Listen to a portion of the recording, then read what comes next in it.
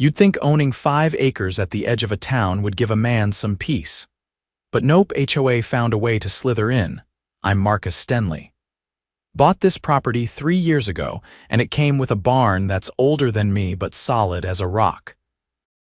I fixed it up myself, replaced the doors, reinforced the roof, even wired in lights. It's mine. So when I saw a pearl white Lexus parked inside it Friday morning, I just about flipped. It wasn't just any Lexus.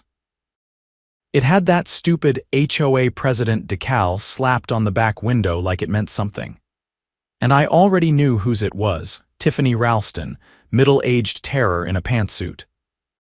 She ran the Willow Creek HOA like it was a dictatorship, complete with surprise inspections and fines for unsightly patriotism, which apparently meant my American flag was too faded last July. She lived 2 blocks down, in a house that looked like it had been vacuum sealed in beige. I stormed over to the barn, yanked the doors open wider, and there it sat, her car, parked like she owned the place.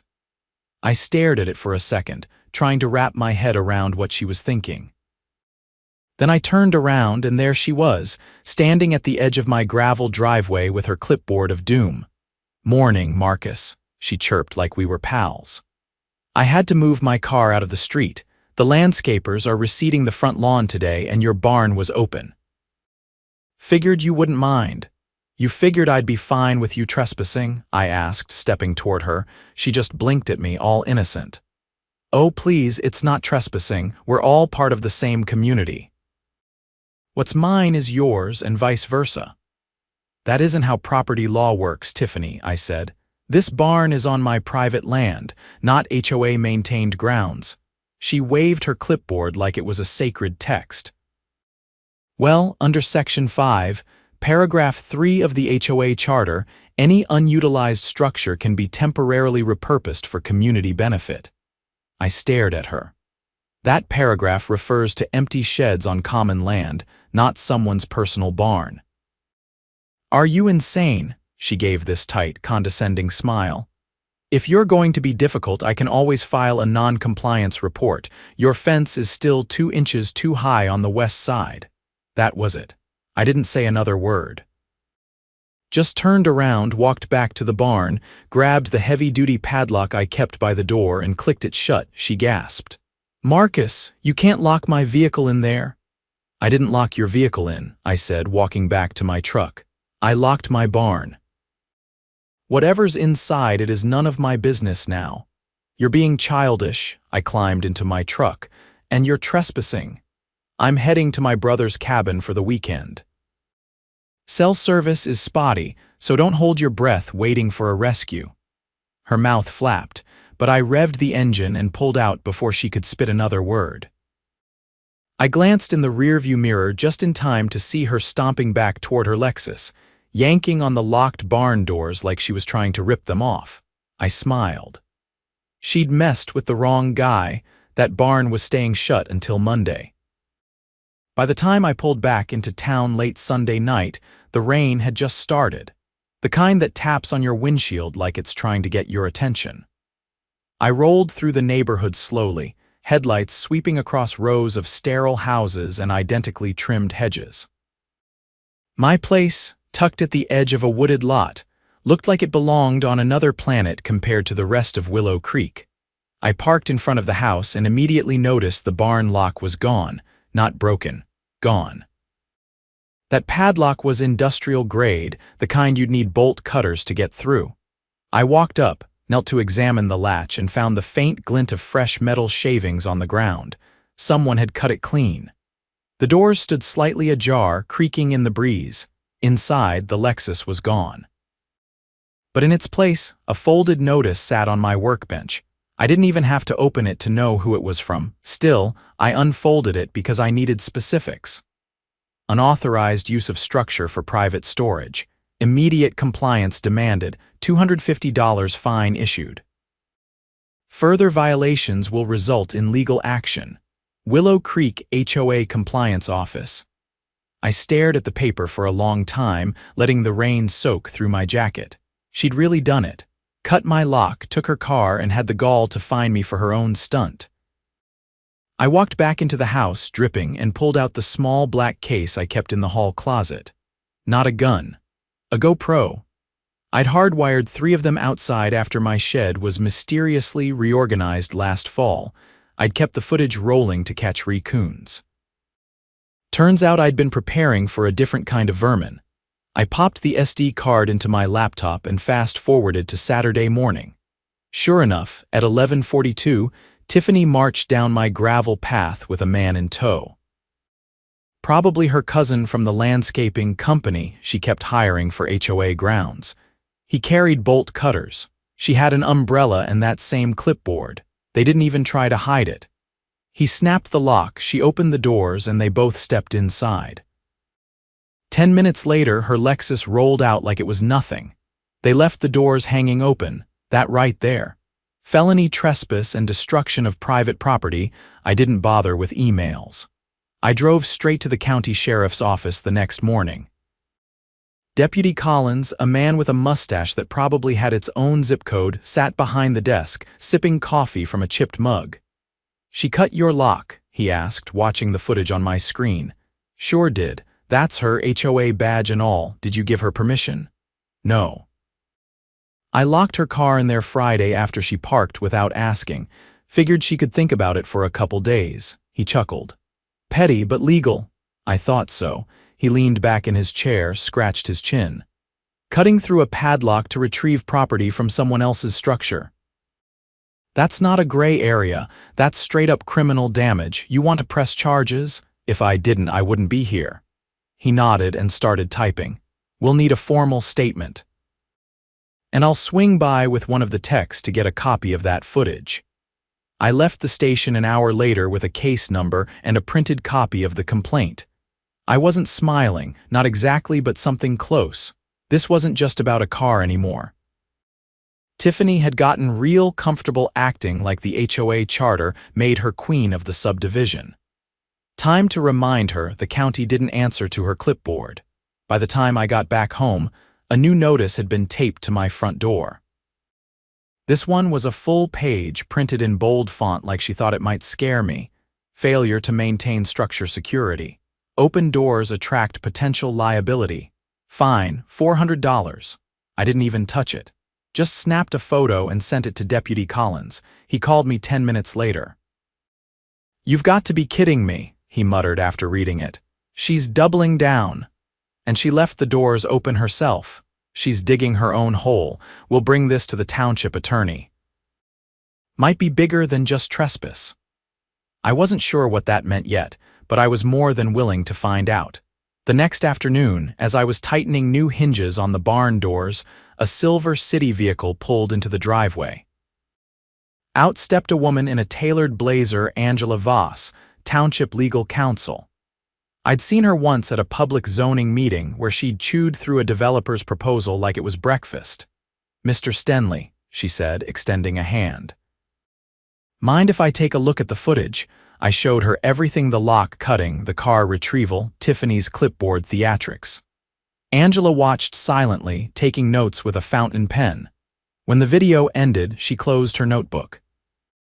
"That's enough to open a formal investigation into abuse of authority," she said. HOAs are private entities, but when they start impersonating legal authority or tampering with private property, they cross a line. What happens next? We'll notify the HOA board and request their internal records for the past 90 days. If we find a pattern, this won't stop with trespassing charges. The next 3 days were quiet, too quiet, no notices, no surprise inspections. Tiffany's house had its curtains drawn tight and her Lexus didn't move. On Friday, Deputy Collins called again. "You might want to come down to the station." When I arrived, he handed me a file. Inside were scanned copies of HOA expenditure reports that the township had pulled for the investigation. "Take a look at this," he said. Under community beautification projects, there were repeated payments to Ralston Landscaping, Tiffany's brother's company. Same address, same tax ID. Over $20,000 for lawn assessments, fence consultations, and shade optimization. She's been funneling HOA funds to her own family, I said. Looks that way. Angela Voss stepped into the room and added, and issuing fines to homeowners who refused their services. That's racketeering under state law. I leaned back in the chair. So what now? We're filing for a temporary injunction against the HOA. No fines, no enforcement until this is resolved.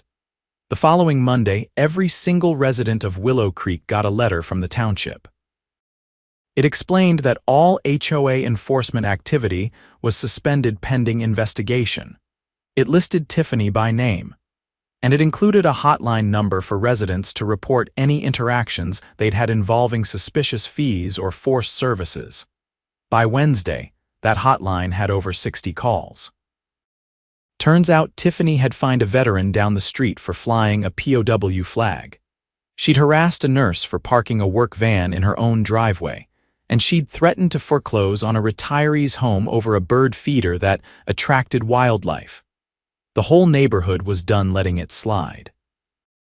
I walked outside Thursday morning to find a row of signs lining the road, each one handmade, each one different. HOA doesn't own us. Free the feeder, Ralston resign, and the best one stuck right in front of my barn read, this structure is protected by petty vengeance and the law. I didn't put it there, but I left it up. Friday morning arrived with a knock that echoed through the house like a gavel. I opened the door and found Deputy Collins standing there, hat in hand, eyes sharper than I'd ever seen them. Got a minute, Marcus? I stepped aside and gestured toward the kitchen. He walked in without a word, set a manila folder on the table and flipped it open. Do you recognize this? He asked, pointing to a grainy photocopy of a receipt. I leaned in. It listed a payment just shy of $5,000 to something called Willow Creek Residential Outreach Initiative. The address belonged to an empty lot half a mile outside of town. Never heard of it. Neither had we. But Tiffany authorized this payment last month. Labeled it a community wellness grant. I raised an eyebrow. Wellness, he nodded slowly. And here's where it gets worse. Turns out that lot was recently purchased under her daughter's name. Cash deal, no mortgage. I sat down heavily. You're saying she's been siphoning HOA funds using fake initiatives and routing the money to family. That's what it looks like, he said. But that's not all.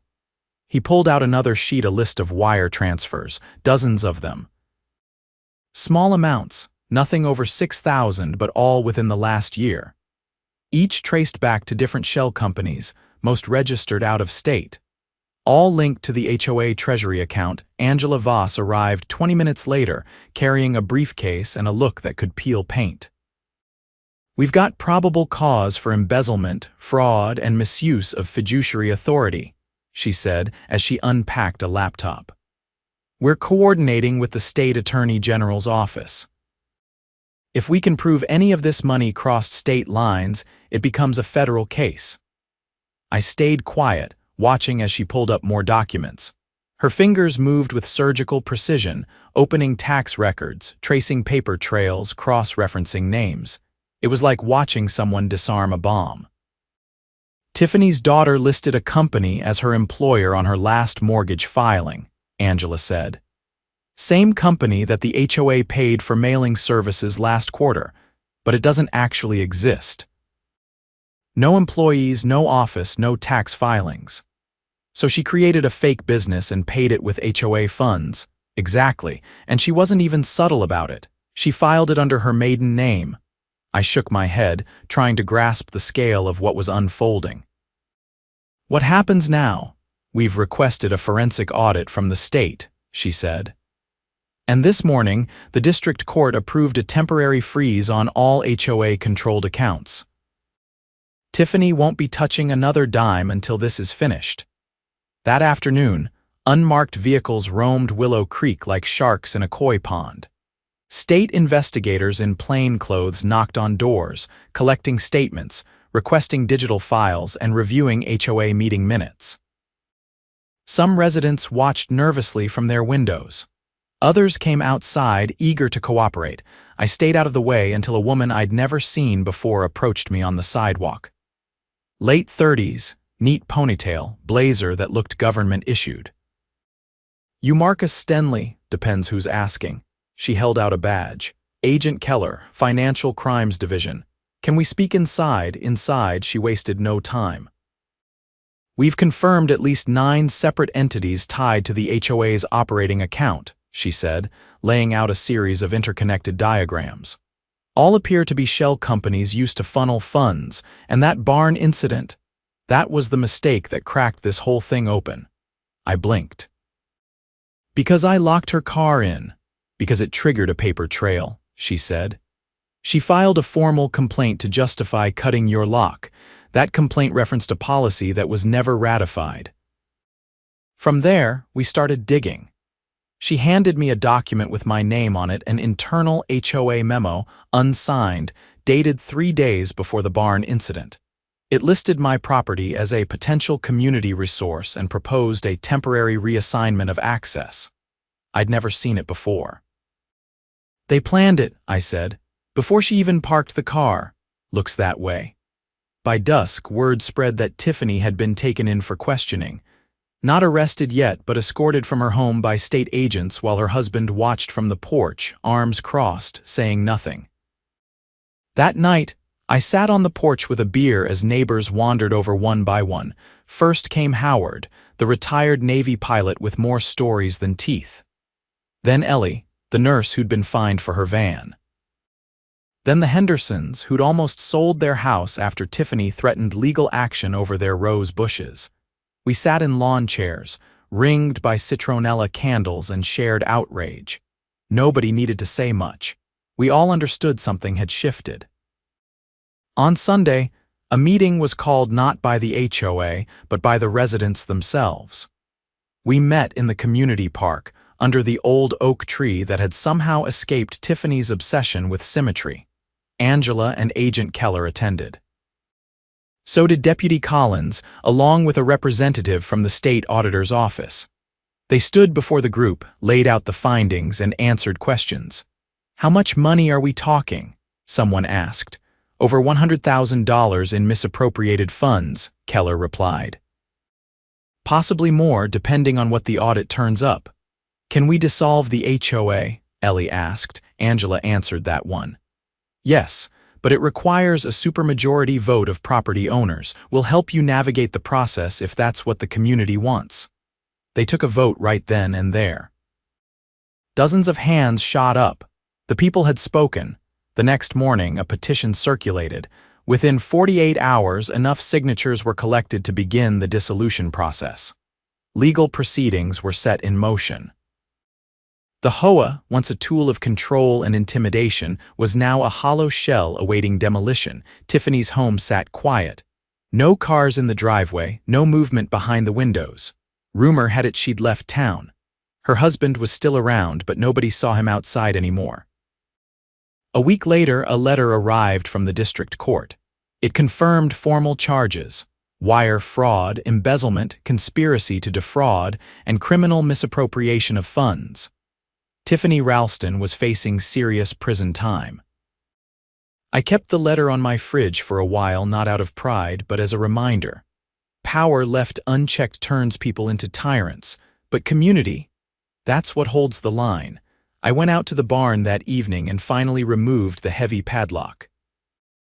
Not because I needed to, but because the message had already been sent. She thought she could take whatever she wanted.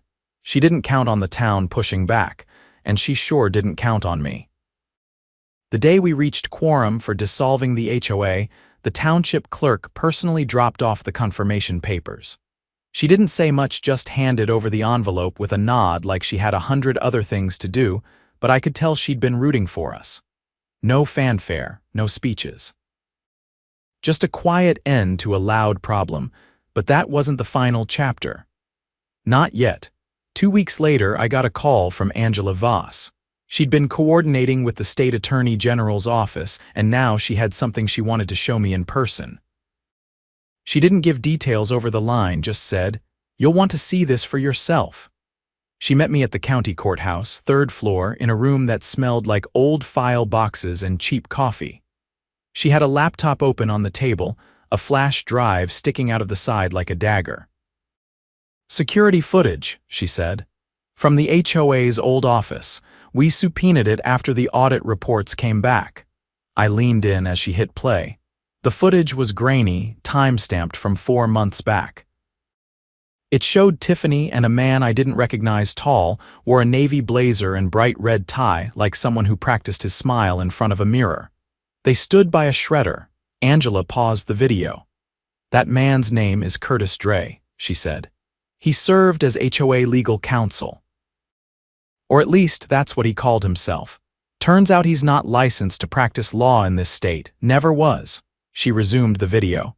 Tiffany handed Curtis a thick folder. He flipped through it, nodded, and began feeding pages through the shredder, one after another. No hesitation. "Those were financial records," Angela said. "From the missing quarter in last year's audit, the ones we couldn't trace." I watched silently as the last sheet disappeared into the blades. Angela pulled out a second flash drive. "This one's worse." The next video was from a motion-activated camera inside Dre's office. It wasn't part of the HOA system, someone else had installed it. The video showed him opening a drawer, pulling out a stack of blank HOA citations, and signing them with a mechanical stamp. Not his signature. "Tiffany's." Angela didn't say anything. She didn't need to. "They were fabricating fines," I said. "More than that," she replied. "They added extra charges to properties that were behind on dues, then bundled those debts into private liens. They sold to a collections firm that Dre owned under a different name. He was buying the debt cheap, filing foreclosure threats, and flipping the liens for profit." I stared at the screen, feeling something cold settle behind my ribs. "That's not just unethical," I said. "That's criminal fraud. We've filed charges for wire fraud, forgery, and conspiracy." States pursuing restitution. The AG's office is also looking into whether any homes were wrongfully foreclosed on because of this. "Were they?" She nodded. 3 properties, one still vacant." "I want to buy it," I said without thinking. Angela blinked. "Excuse me, that vacant property?" "I want to buy it, fix it up, sell it back to the family that lost it. No profit, just writing the ledger." She studied me for a moment, then gave a slow, approving nod. "I'll make a call." The next week, I met the original owner of the house, a woman named Patricia Hargrove. Widowed, early 60s, soft voice that barely carried above the wind. She'd lost her husband to a heart attack 2 years ago, and the HOA had slapped her with nearly $5,000 in bogus fees right after. Then came the lien. Then the threats. "I didn't have the strength to fight them," she said, sitting on my porch with a cup of tea I'd offered her. "I thought maybe I was the one who'd done something wrong." "You didn't," I said. "We've got the proof now. I can get your house back. If you still want it." She looked at me like I'd offered her a miracle. Then, without a word, she reached across the table and gripped my hand. It took 2 weeks and a mountain of red tape, but we got her the deed. I covered the closing costs myself. The township waived the transfer taxes. She moved back in the following month. That wasn't the only victory. The former board members, 7 of them, were each fined by the state for dereliction of duty. 2 had prior complaints on file from other HOAs they'd served on. They were barred from holding administrative positions in any community organization for 10 years. Curtis Dre. He'd been arrested in a different county while trying to set up a new shell company. Possession of forged documents, intent to defraud, and obstruction of justice. Last I heard, he was awaiting trial. As for Tiffany, she was indicted on 9 counts. She drained over $120,000 from the HOA over 2 years, all while threatening residents with fabricated citations and legal jargon. The judge denied bail, citing risk of flight and witness tampering. Her trial was scheduled for the fall. I received a subpoena to testify. Angela said I'd be the closing arrow, not the first shot. My footage, my complaint, and that ridiculous barn stunt had triggered the whole domino effect. She told me the state was building a case so airtight, not even Tiffany's expensive out-of-town lawyer could wiggle through it. The barn itself became a quiet symbol. I didn't advertise it, didn't turn it into a shrine, but folks started asking if they could use it for real things. A neighbor wanted to host a kids' art class in the spring. Another asked if he could store wood during the winter. I made them sign little agreements, nothing fancy, just enough to make it clear. We respected each other's space now. One Saturday, I came home to find a hand-carved sign hanging above the barn doors. It read, "No trespassers, no tyrants, community welcome." No one claimed it, but I left it up. The town council passed a new ordinance 3 months later. Any HOA formed in the county had to register with the township clerk, submit quarterly financials, and host publicly accessible meetings with recorded minutes. Angela helped draft the language. I helped review it. It passed unanimously. People started planting again. Hanging flags. Parking in their own driveways without second-guessing themselves. One neighbor finally let his kid paint a mural on their fence, bright colors, abstract shapes, nothing that would have survived the old regime. It stayed up. No one complained. The day I went to the courthouse to testify, I wore jeans and boots. Angela gave me a look but didn't say anything. When I took the stand, I told the truth, every piece of it. From the day Tiffany parked in my barn to the moment the community reclaimed its voice. The jury listened. Some leaned forward. Others scribbled notes. One woman nodded just once when I described locking the barn and driving away. It didn't take long. The verdict came back guilty on all counts. Sentencing followed 6 weeks later. 5 years minimum with restitution ordered for all affected homeowners. Tiffany didn't speak at the hearing. She just stared straight ahead, jaw clenched, while the judge laid out the consequences like bricks. Afterward, I walked out of the courthouse into late afternoon sunlight. The air smelled like fresh-cut grass and diesel exhaust, real life still moving forward. I didn't feel triumphant. Just settled. Like the last piece of something broken had been fit back where it belonged. One of my neighbors passed me on the sidewalk and tipped his ball cap. "Heard about the mural," he said. I raised an eyebrow. "You like it? Don't matter, ain't my fence." And that, I thought, was the whole point. I headed home. When I reached the barn, I tapped the new sign twice with my knuckles, just a quiet thank you. Then I pulled the doors open, rolled out my old tool chest, and got back to building something that'd last.